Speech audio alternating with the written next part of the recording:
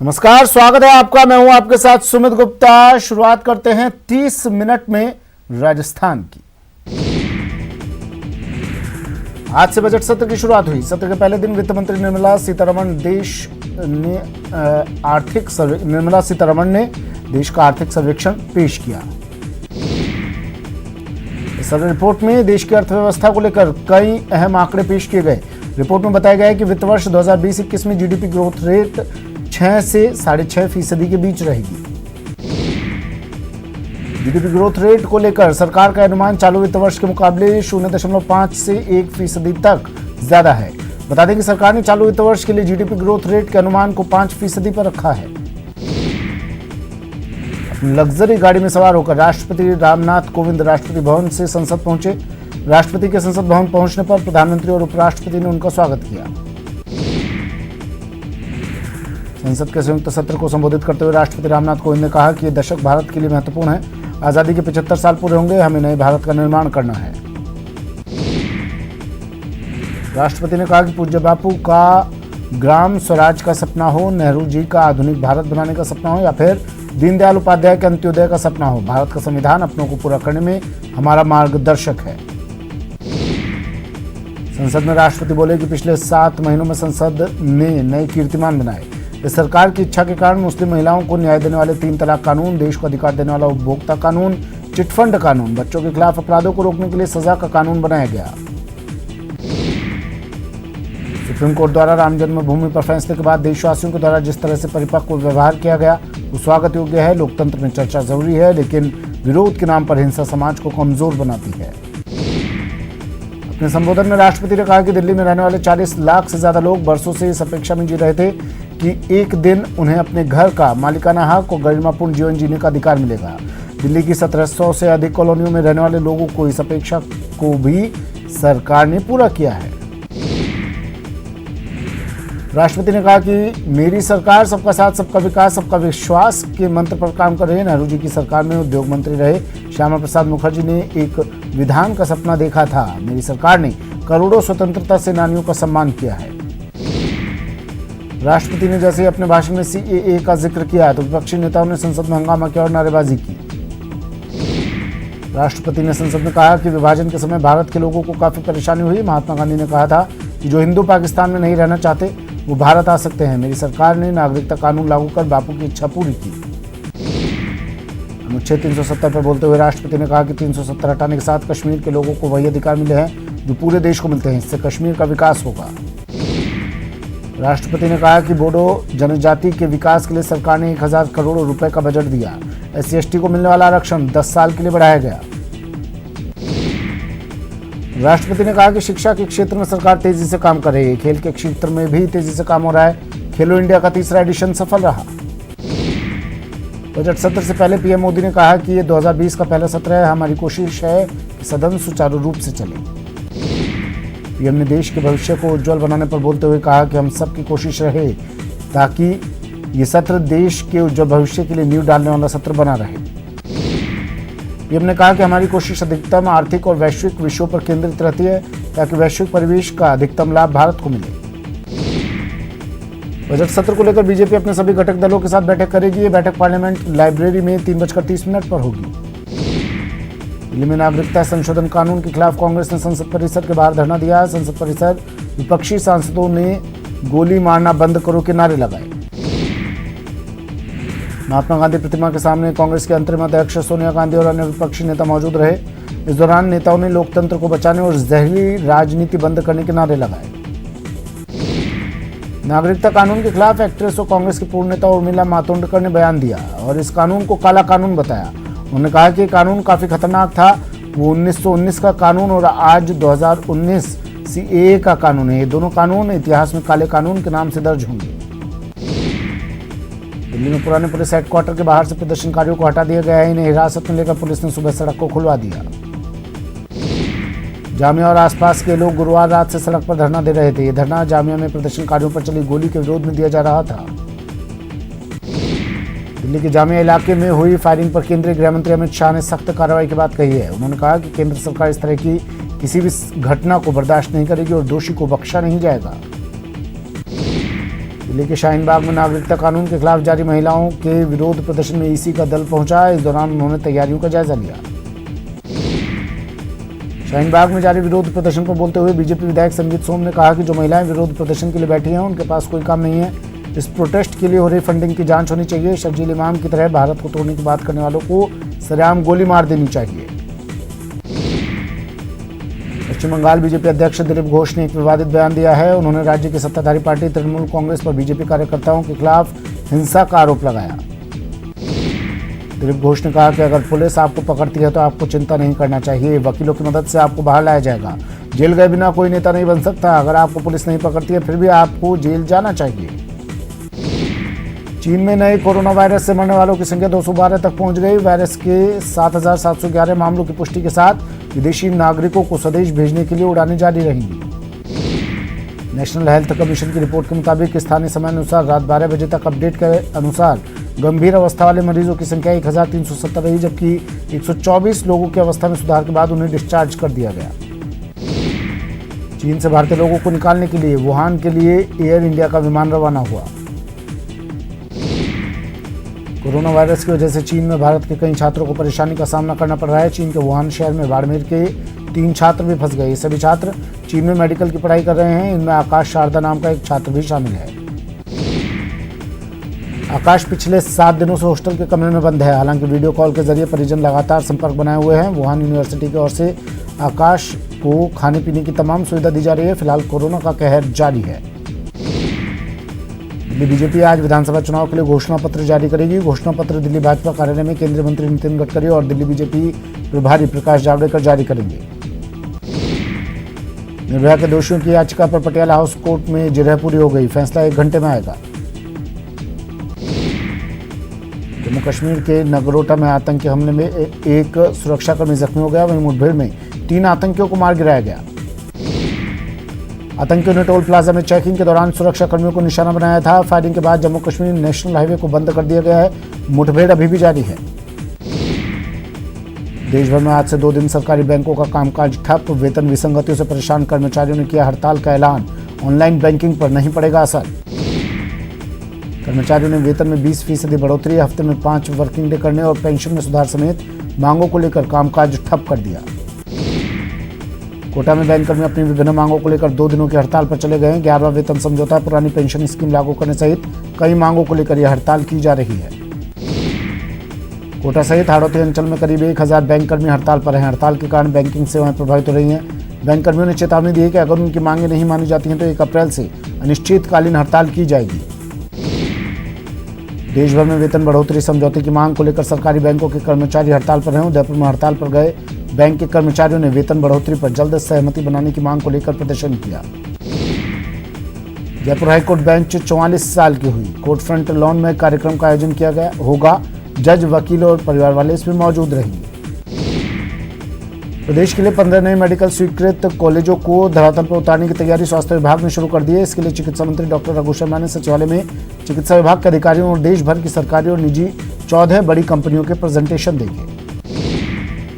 रघु शर्मा ने कहा कि प्रदेश में चिकित्सा शिक्षा को बढ़ावा देने में मेडिकल कॉलेज अहम भूमिका निभाएंगे। ऐसे में सभी कॉलेज समय पर बने और इनकी गुणवत्ता में किसी भी प्रकार का समझौता बर्दाश्त नहीं होगा।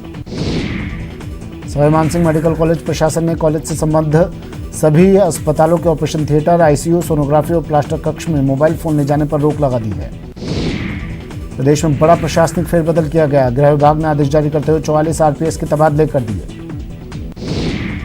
उदयपुर अहमदाबाद हाईवे पर एक दर्दनाक हादसा हो गया। ओवरटेक करते समय दूध का टैंकर दूसरे ट्रक से जा भिड़ा, जिससे चलते टैंकर में भीषण आग लग गई। हादसे के बाद टैंकर में भीषण आग लग गई, जिससे एक व्यक्ति की मौके पर ही मौत हो गई। वहीं 3 लोग घायल हो गए। टोंक के मालपुरा केकड़ी सड़क मार्ग पर जुगाड़ और तेज रफ्तार कार की भिड़ंत में 11 लोग बुरी तरह जख्मी हुए। लांबा हरी सिंह थाना पुलिस मौके पर पहुंची और घायलों को इलाज के लिए अस्पताल में भर्ती करवा दिया गया। अलवर के सदर थाना इलाके के ढाई पौड़ी के पास एक तेज रफ्तार गाड़ी ने बाइक सवार को टक्कर मार दी, जिससे मौके पर ही बाइक सवार युवक की मौत हो गई। इसकी सूचना मिलने के बाद पुलिस ने शव को कब्जे में लेकर पोस्टमार्टम करवा दिया है। टोंक जिला मुख्यालय के पास 2 युवकों में हुई आपसी कहासुनी के बाद हमला करने का मामला सामने आया। इस घटना के बाद आरोपी युवक मौके से फरार हो गया। घायल युवक ने पुलिस को बताया कि उस पर यह हमला उस समय हुआ जब वो अपने घर से जिम जा रहा था। फिलहाल पुलिस ने फरार आरोपी की तलाश शुरू कर दी है। टोंक के माताजी का थामला गांव में अज्ञात वन्य प्राणी द्वारा 10 भेड़ों और बकरियों को शिकार बना लिया गया। जयपुर के सुखेर थाना क्षेत्र में 12वीं कक्षा की छात्रा ने अपार्टमेंट की 6ठी मंजिल से कूदकर जान दे दी। छात्रा कोटा में कोचिंग करती थी। पुलिस ने शव को मोर्चरी में रखवा दिया है। अलवर के तिजारा में एक 13 साल की नाबालिग से सामूहिक दुष्कर्म की वारदात को अंजाम दिया गया। खेतों में चारा लेने गई नाबालिग का 4 युवकों ने अपहरण किया और 3 दिनों तक बंधक बनाकर उसके साथ हैवानियत की गई। पुलिस से बचने के लिए आरोपियों ने बच्ची को अलग अलग जगह बंधक बनाकर रखा। गैंगरेप की इस वारदात के बाद पुलिस तुरंत हरकत में आई और पोक्सो एक्ट में मामला दर्ज कर जांच शुरू की।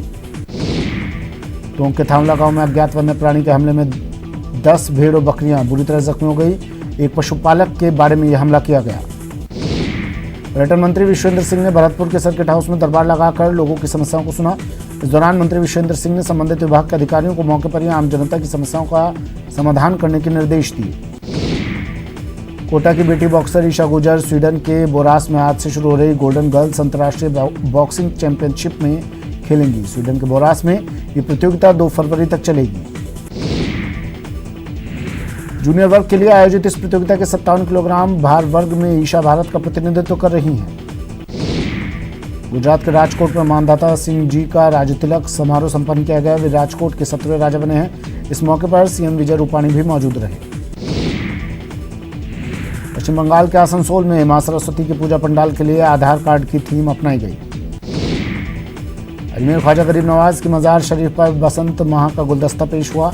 शाही कवालों की ओर से बसंत माह का गुलदस्ता पेश किया गया। इस दौरान दरगाह दीवान समेत खादिम मौजूद रहे। आज दिल्ली में गृह मंत्री अमित शाह 3 जनसभाएं करेंगे। बीजेपी अध्यक्ष नड्डा भी लोगों को संबोधित करेंगे। दिल्ली में आज हरियाणा कैबिनेट की बैठक होगी। हरियाणा के मुख्यमंत्री मनोहर लाल की अध्यक्षता में सुबह 11 बजे हरियाणा भवन में बैठक होगी।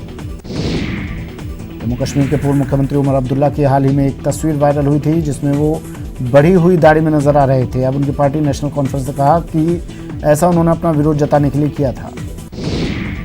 जेएनयू छात्र शर्जील इमाम का मोबाइल फोन बरामद कर लिया गया है। बिहार के जहानाबाद में उसके घर से मोबाइल फोन मिला है। बरामद मोबाइल फोन को अब फॉरेंसिक जांच के लिए भेजा जाएगा और सभी डिलीट डेटा की रिकवरी की कोशिश की जाएगी। यूपी के फर्रुखाबाद में पुलिस ने देर रात 23 बच्चों को बंधक बनाने वाले सिरफिरे से छुड़वा लिया है और आरोपी को ढेर कर दिया। पुलिस ने बताया कि सभी बच्चे सुरक्षित हैं। आरोपी ने जन्मदिन के बहाने से आसपास के बच्चों और अन्य लोगों को अपने घर पर बुलाया था और थोड़ी देर बाद सभी को एक साथ कमरे में बंद कर दिया। वहीं गांव के लोगों द्वारा पीटे जाने के बाद पुलिस ने आरोपी की पत्नी को अस्पताल में भर्ती करवाया था जहां उसकी भी मौत हो गई। यूपी के मुख्यमंत्री योगी आदित्यनाथ ने ऑपरेशन में शामिल सभी पुलिसकर्मियों को 10 लाख रुपए का इनाम देने की घोषणा की। मध्य प्रदेश के सीएम कमलनाथ का अमरकंटक दौरा, नर्मदा महोत्सव का शुभारंभ, पूर्व सीएम दिग्विजय सिंह भी शामिल। 6 दिन के मध्य प्रदेश के दौरे पर संघ प्रमुख मोहन भागवत गुना में 3 दिवसीय शिविर में छात्रों से संवाद करेंगे। 16 जिलों के 1700 छात्रों को संबोधित करेंगे। मध्य प्रदेश की राजधानी भोपाल में 2 कार शोरूम में अचानक ईओडब्ल्यू ने छापेमारी की। ईओडब्ल्यू के साथ आरटीओ की टीम भी मौजूद रही। दोनों कार शोरूम से गाड़ियों की बिक्री के संबंध में तमाम दस्तावेजों को जब्त किया गया। गाड़ी की बिक्री में हेराफेरी और टैक्स चोरी की बात को लेकर जांच पड़ताल की गई। मध्य प्रदेश के मुरैना में एक कार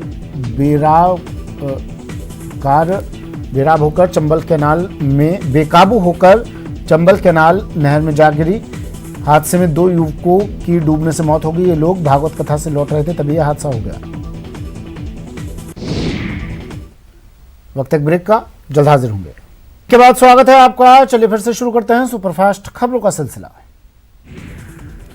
मध्य प्रदेश के भिंड में टोल नाके पर पैसे के लेन देन को लेकर फायरिंग हुई। बरेठा टोल प्लाजा पर पैसों को लेकर विवाद हो गया। बिहार के मधुबनी के जयनगर में एक मॉल के सामने छात्रों के 2 गुटों में जमकर मारपीट हुई। इस दौरान दोनों गुटों के छात्र हाथों में बेल्ट और बाइक का साइलेंसर लेकर करीब आधे घंटे तक फिल्मी स्टाइल में एक दूसरे पर वार करते रहे। करीब 1 घंटे बाद मौके पर पुलिस पहुंची। तब तक छात्र फरार हो चुके थे। हालांकि डीएसपी ने मामले की जांच के बाद कार्रवाई की बात कही। छात्रों के बीच मारपीट का वीडियो सोशल मीडिया पर खूब वायरल हो रहा है। दिल्ली के मुख्यमंत्री अरविंद केजरीवाल और केंद्रीय मंत्री डॉक्टर हर्षवर्धन के बीच ट्विटर वॉर छिड़ गया है। दोनों नेताओं ने एक दूसरे पर जमकर आरोप लगाए।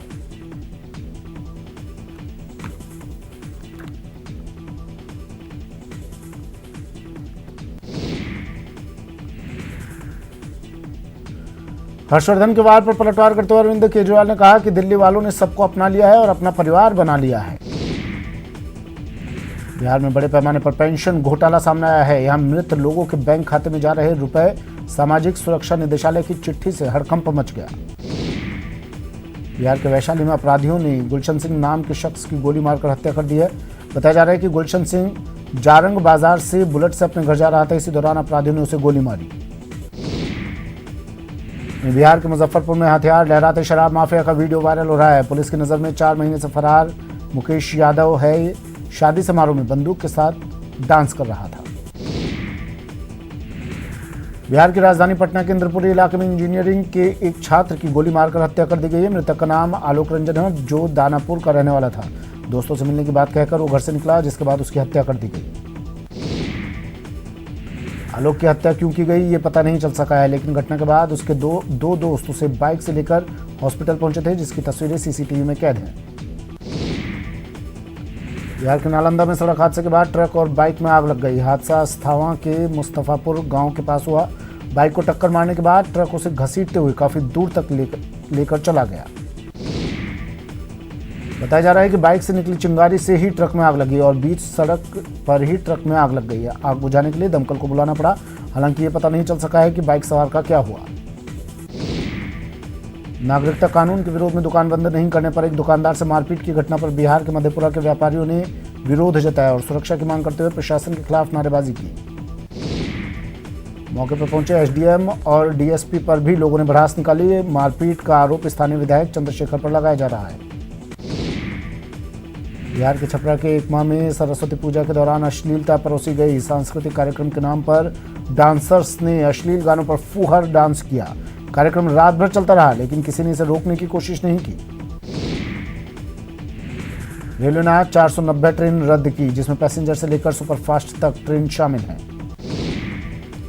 आंध्र प्रदेश के विशाखापट्टनम में टीडीपी और वाईएसआर कांग्रेस के कार्यकर्ताओं के बीच तीखी झड़प हो गई, जिसे बाद में पुलिस ने काबू किया। दरअसल वाईएसआर कांग्रेस के कार्यकर्ताओं ने टीडीपी प्रमुख चंद्रबाबू नायडू का पुतला फूंका था। इसी बात से नाराज टीडीपी कार्यकर्ता वाईएसआर कार्यकर्ताओं से भिड़ गए। हिमाचल प्रदेश के कुल्लू में जिन इलाकों में सड़कें 4 महीने से बंद है, वहां से लोगों को हेलीकॉप्टर से रेस्क्यू किया जा रहा है। दरअसल सड़कें बंद होने से यहां लोगों के पास जरूरी सामान तक खत्म हो गया है। ऐसे में हेलीकॉप्टर के जरिए इन लोगों को सुरक्षित स्थान पर भेजा जा रहा है।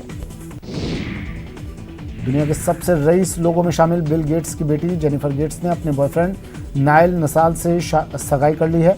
जेनिफर इस बात की जानकारी अपने इंस्टाग्राम हैंडल पर तस्वीर डालकर दी।